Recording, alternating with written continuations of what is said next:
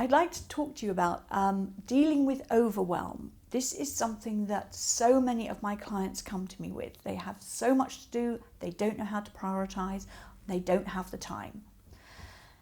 And it's something that it's just about having a little bit more discipline and of thinking things through before you start your day.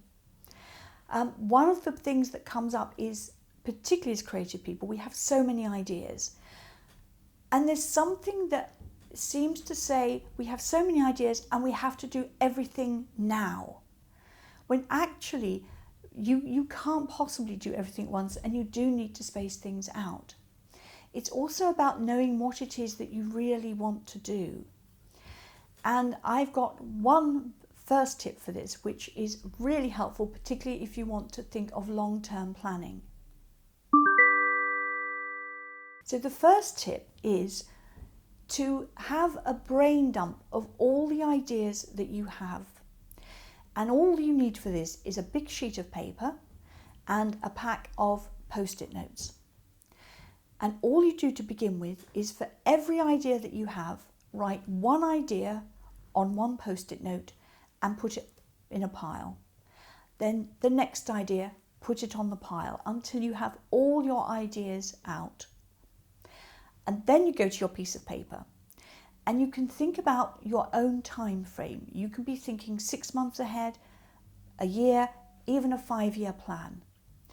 So suddenly you're giving yourself space to do all these things. It's not like I've only got the next month to do them.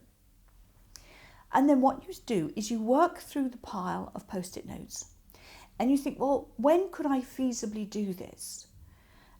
It may be, I want to write a book. I want to have a podcast.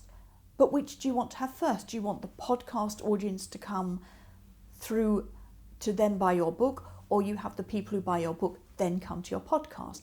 So it helps you to start thinking, which is the most important to me?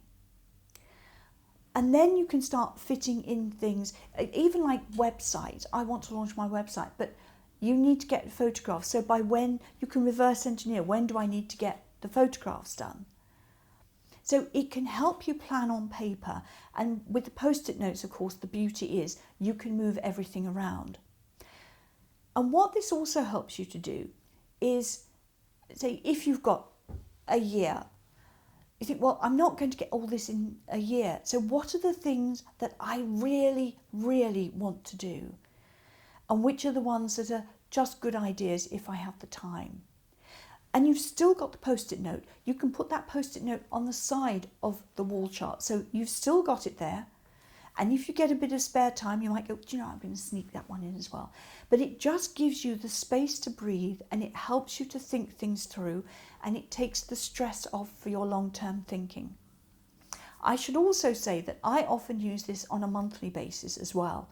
So I look at, how do I plan my work in a month? Because I have to build everything around coaching sessions. So when am I going to fit other things in? And that brings me on to my second idea, my second tip. So the second tip is to create anchor points in your diary. By what I mean by anchor points is, there are particular things that you might do regularly, like your accounts. You might do a newsletter. It might be your social media planning. And what happens is we can have these things on our mind because we know we need to do it.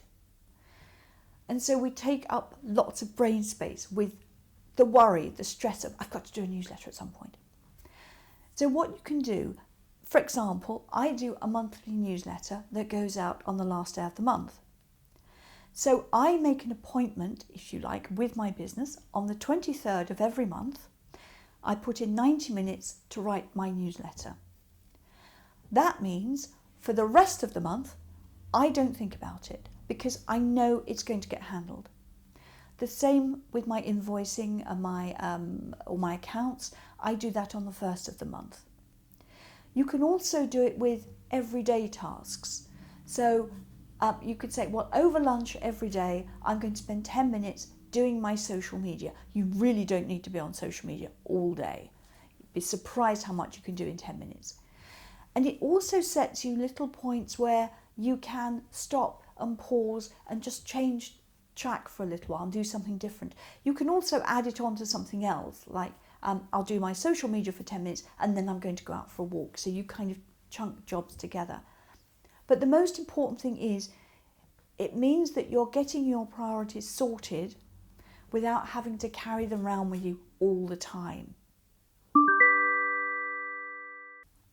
And my third tip is we all have long to-do lists. And the truth is we're never going to get them done because we're always thinking of something else. And at the end of the day, we beat ourselves up because so much hasn't been done. Well, I was given a great tip by a coach called Mark McGuinness, who says, every morning, put your 3 most important tasks on a post-it note, because if your tasks don't fit on a post-it note, they won't fit in your day. And the great thing is you can go, right, what are the 3 most important things that I've got to do today? They could take the whole day. But whatever, you can end the day going, I've got the 3 things that I said I was going to do done. They might only take half a day to do, in which case you could have the rest of the day off. Or you could then start going through your list and ticking off other to-dos. The point is, there's a writer called Stephen Covey who wrote a book called 7 Habits of Highly Effective People.